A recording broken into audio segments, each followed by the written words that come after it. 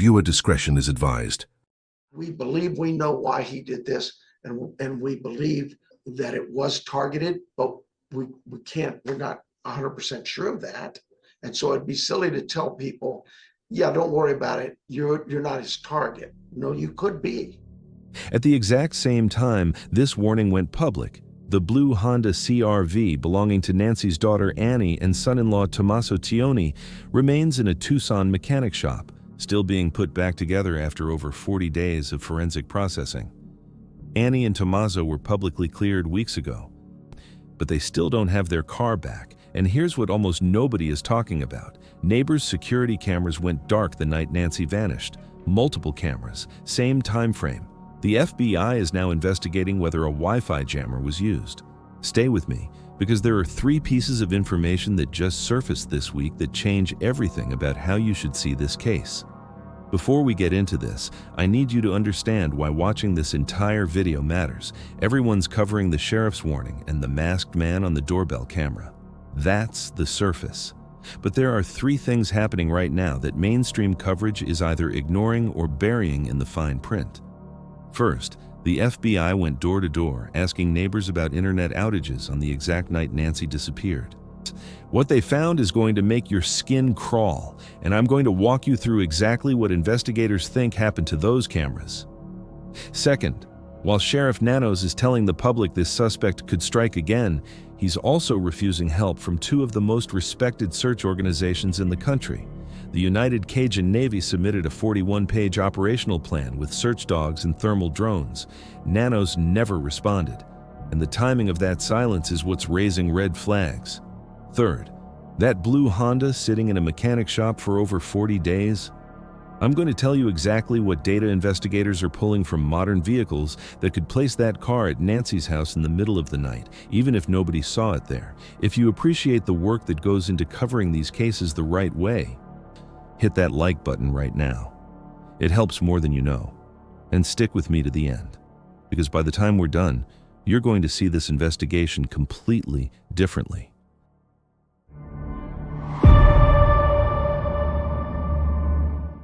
What made you want to stay in Tucson and plant roots? And so wonderful. Just the air, the quality of life is laid back and gentle. Yeah, I like to watch the javelina eat my plants.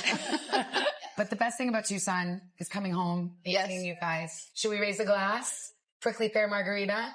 Cheers. Cheers. Cheers. Love you. Love you. Nancy Guthrie was last seen at her Catalina Foothills home near Tucson on the evening of January 31st, 2026. She was reported missing the following day. Doorbell camera footage showed a masked, armed individual appearing to tamper with security cameras in the early morning hours of February 1st. Blood matching Nancy's DNA was found at the scene. Within weeks, the internet erupted with theories. Annie Guthrie and her husband Tommaso Cioni faced brutal scrutiny simply because they were the last people to see Nancy alive. Early media coverage fueled the fire, but on February 16th, Sheriff Nanos issued a direct statement clearing all members of the immediate Guthrie family and their spouses. He called them victims and said suggesting otherwise was not only wrong, but cruel. That was 6 weeks ago. What the sheriff just said this week, combined with what he's refusing to do, changes the entire tone of this investigation. And it's raising questions about whether law enforcement is closer to an arrest than they're letting on, or whether this case is quietly falling apart. On March 13th, Sheriff Nanos spoke with NBC News correspondent Liz Kreutz on Today and delivered one of the most unsettling updates in this case so far. When asked if investigators think they know why Nancy Guthrie was taken, Nanos said, We believe we know why he did this, and we believe that it was targeted, but we're not 100% sure of that. Think about that for a second. Investigators have a theory about the motive. They've had it from the beginning. Nanos confirmed that from day one, they had some strong beliefs about what happened, and those beliefs haven't diminished. But he won't tell the public what that motive is. Why? Because revealing it could compromise the investigation. Retired FBI Supervisory Agent Jason Pack explained to Fox News that you don't hand the suspect a roadmap of what you know. But here's what makes this even more unsettling. Kreutz asked Nanos if it's possible the suspect could strike again. His response, Well, absolutely. Absolutely. I mean, criminal minds are criminal minds. then came the warning that's keeping people up at night. And so it'd be silly to tell people, yeah, don't worry about it. You're not his target. Don't think for a minute that because it happened to the Guthrie family, you're safe. No, keep your wits about you. An 84-year-old woman with limited mobility was taken from her home in the middle of the night. Nancy Guthrie is of sound mind, sharp as a tack. This isn't someone who wandered off. Her physical limits are based on age alone, and now the lead investigator is telling an entire community that this suspect's mindset doesn't stop with one victim. Legal expert Chad Cummings pointed out the contradiction in Nanos' statements. A targeted crime, by definition, does not pose a risk to the population at large. A sheriff who believes the suspect will strike again has an obligation to warn the public with specificity, not run interference with the media. Cummings went even further. He said Nanos' statement reads like a man responding to 6 weeks of criticism, not a man running an investigation. He noted that the sheriff's department has produced 0 arrests in the highest-profile abduction case in Arizona in a decade. But whether you agree with how Nanos is handling this or not, one thing is clear. He believes whoever did this is still out there, still capable, and still dangerous. Drop your thoughts in the comments right now. Does this warning from the sheriff make you think differently about this case? What do you think the motive is that investigators won't share? I'm reading every single comment, and I want to know what you're thinking. Yeah, investigators with both the Sheriff's Department and the FBI were back out in Nancy's neighborhood yesterday, going door to door. 3 different homeowners we spoke to told us the investigators this time were specifically asking them if they noticed any issues or disruptions with their internet service the night that Nancy went missing. They say the investigators told them that several people in the area have mentioned glitches with their internet that night. Now here's where this gets really disturbing. And this is the part that's not getting enough attention. Last week, FBI agents and Pima County Sheriff's deputies went door to door through Nancy's neighborhood, asking residents a very specific question. Did you have any issues with your internet on the night of February 1st? According to NBC News, a couple who live right next to Nancy's home said they have 4 security cameras on their property. The one closest to Nancy's house showed footage marked "not available" during the overnight hours when she disappeared. The neighbor told NBC it seemed uncanny that the security video wasn't available during that exact time frame. Quote, "That's really weird, isn't it?" Multiple neighbors confirmed to News Nation that their home security camera footage from that night is either missing or marked "not available." And here's the part that should terrify you. Investigators have asked residents about unusual connectivity problems around February 1st. The Pima County Sheriff's Department is now investigating whether a Wi-Fi jammer was used during a reported internet outage that occurred around the time Nancy Guthrie disappeared, which disrupted nearby home surveillance cameras. A Wi-Fi jammer. Let that sink in. These devices are illegal in the United States under Federal Communications Commission guidelines, but they can be bought online. They flood a frequency band with noise so legitimate signals can't be decoded. Commercial jammers have a range of about 10 to 30 yards and get more effective the closer they are to the victim's tier. Morgan Wright, CEO and founder of the National Center for Open and Unsolved Cases, told Fox News that if a jammer was used, it would have to be sophisticated. He explained that the router won't see the jammer as a device because it's not attempting to connect. All a radio frequency jammer does is flood the area with noise so cameras can't send their signals. But here's the contradiction experts are pointing out. The FBI was able to recover video from Nancy's doorbell camera. That video shows the masked suspect clearly. Former FBI agent Jennifer Coffindaffer said the doorbell footage didn't appear glitchy at all. If a Wi-Fi jammer was being used, she would have expected to see interference in that video too. So what's the answer? Retired Police Sergeant Betsy Brantner Smith offered a chilling theory. If they were forward-thinking enough to purchase and use one of those jammers, I think they would have done better than what we saw at the front door. That brings us back to someone who knew her and very specifically targeted her. In other words, if the suspect knew Nancy well enough, They might have known she didn't have a cloud subscription for her cameras. They might have known exactly which cameras to avoid and which ones to disable. And there's one more thing. The Pima County Sheriff's Department confirmed to NBC that it is investigating a damaged utility box located around the corner from Nancy Guthrie's house. It could be connected to the internet outage reported around the time she disappeared in the early morning hours of February 1st, potentially disrupting the availability of video evidence from nearby home surveillance cameras. Sheriff Nanos confirmed authorities are looking into a potential internet issue or electrical disruption that occurred on the night they believe Nancy was abducted. Nanos also confirmed investigators have been looking into a potential internet issue or other electrical disruption the night of the abduction. There was a timeline when things went offline. So we're looking into that. Why did that occur? We checked with our power companies. We checked with others in the neighborhood. And that's beyond just the fact that the suspect took the camera off. Correct. He said, if you look at that timeline, there was a timeline when things went offline. So we're looking into that. Why did that occur? We checked with our power companies. We checked with others in the neighborhood.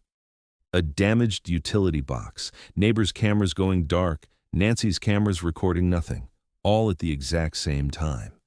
This wasn't random. If you want updates on this case the moment anything breaks, hit that subscribe button and turn on notifications right now. This investigation is moving fast and things are happening that the sheriff isn't talking about publicly. You don't want to miss what happens next. While Sheriff Nanos is issuing public warnings about this suspect striking again, there are two things happening behind the scenes that don't add up. And when you put them together, they tell a very different story than what you're hearing in press conferences. First, the car. According to the Pima County Sheriff Department's timeline, Nancy took an Uber to her daughter Annie's home on Saturday, January 31st for dinner. Afterwards, around 9:45 p.m. local time, Tommaso Cioni drove Nancy home and made sure she was safely inside before leaving. That blue Honda CR-V was one of the last places Nancy Guthrie was ever seen. So investigators impounded it. That makes sense. What doesn't make sense to a lot of people is why, more than 6 weeks later, Annie and Tommaso still don't have their car back. On March 11th, a spokesperson for the Pima County Sheriff's Department confirmed to Parade that the vehicle has not been returned to the family. They said they are in the process of returning it, but there isn't an exact date when that will happen. On the March 10th episode of Nancy Grace's Crime Stories podcast, investigative reporter Dave Mack said the vehicle is currently at a mechanic shop in Tucson. He reported that the car is still in the custody of the Pima County Sheriff's Department and is being worked on by this auto mechanic, allegedly being put back together following an exhaustive search. Put back together. What does that mean? Bob Krieger, a former commander with the Pima County Sheriff's Department SWAT team, explained in an exclusive interview with Parade that investigators are collecting all sorts of scientific evidence like fingerprints and swabbing areas for DNA. There's also electronic evidence that can be collected via all the sensors and computers on modern vehicles, information like location data, speed, timestamps. Modern vehicles are data gold mines. Every sensor, every computer module stores information. The onboard computer tracks everywhere you go, how fast you were going, when you braked, when you accelerated. If that car passed by Nancy's house at 2 a.m., the computer would know.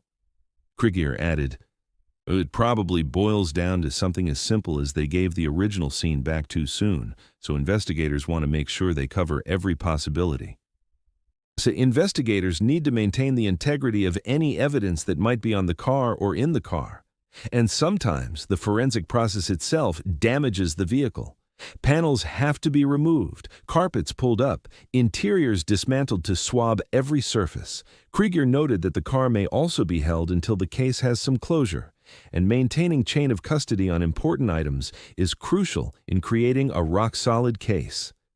But here's the question nobody's asking. Why is Sheriff Nanos issuing a warning that the suspect could strike again, while Tommaso Cioni'S car is still in the process of being returned? Think about what that means.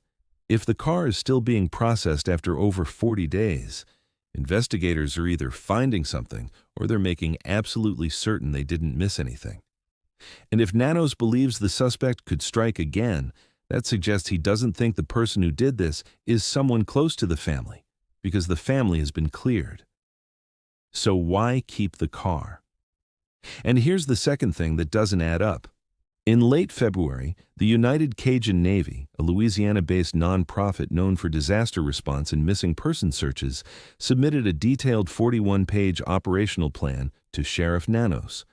The plan outlined thermal drone operations, trained search dogs, ground search volunteers, everything needed to sweep the rugged Catalina Foothills terrain around Nancy's home. Nanos never responded. Texas EquiSearch, one of the most respected missing person search organizations in the country, made its own offer to help. Same silence. NewsNation obtained the 41-page plan, but it included the possibility of dozens of canines, thermal drones, and experienced volunteers.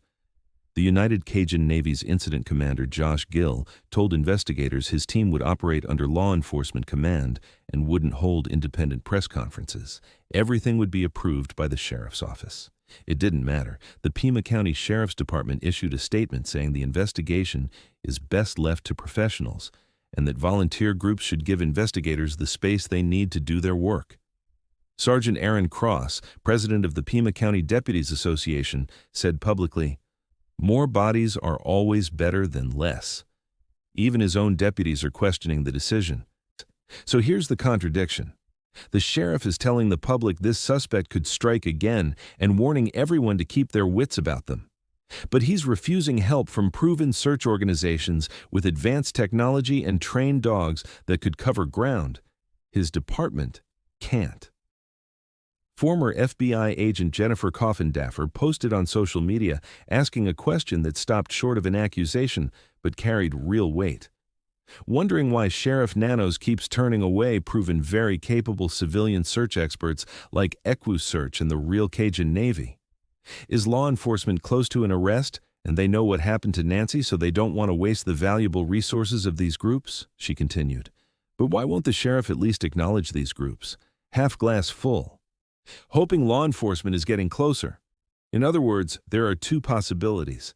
Either the sheriff is fumbling this investigation and refusing help out of pride, or he already knows what happened to Nancy and doesn't need volunteers searching terrain because he's building a case against someone. The car delay might be the answer to which one it is.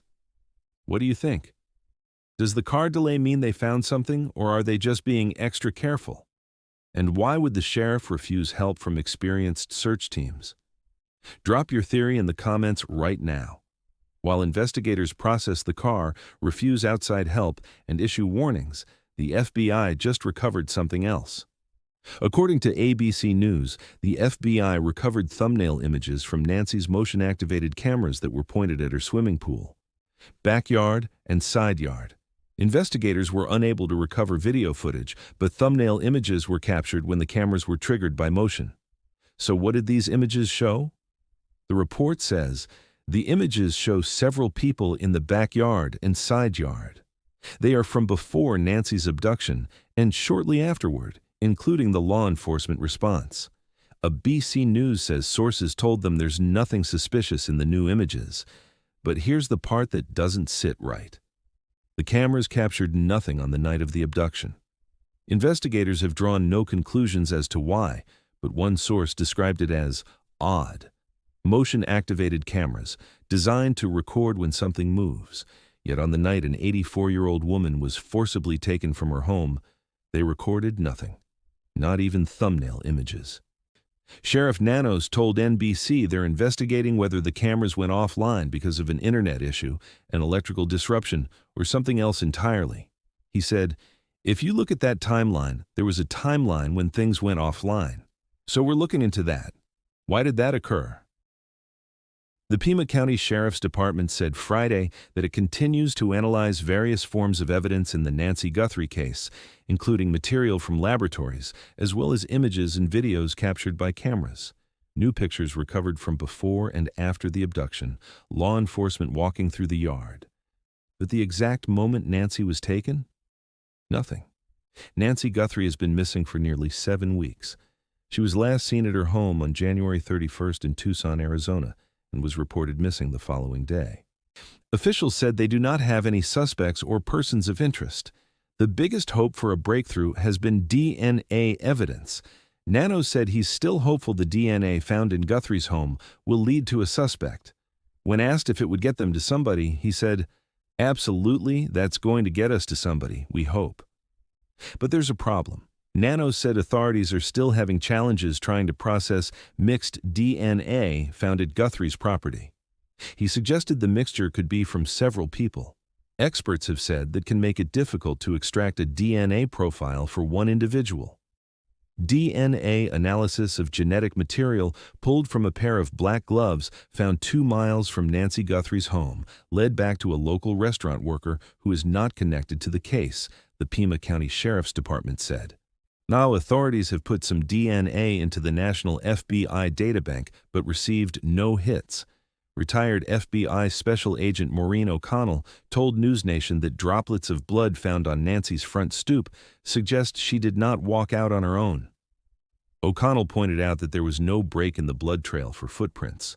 She said, "I doubt that she walked out because there were no voids," explaining that a walking person would have interrupted the blood pattern with footprints, no suspects, no arrests, no person of interest.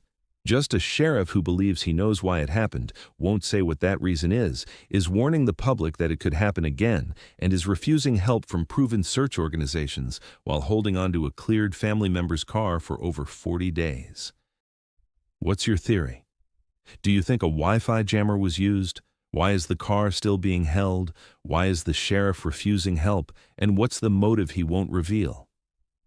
Drop your thoughts in the comments, and if you haven't already, subscribe and turn on notifications so you don't miss the moment this case breaks wide open. Nancy Guthrie deserves to come home, and her family deserves answers.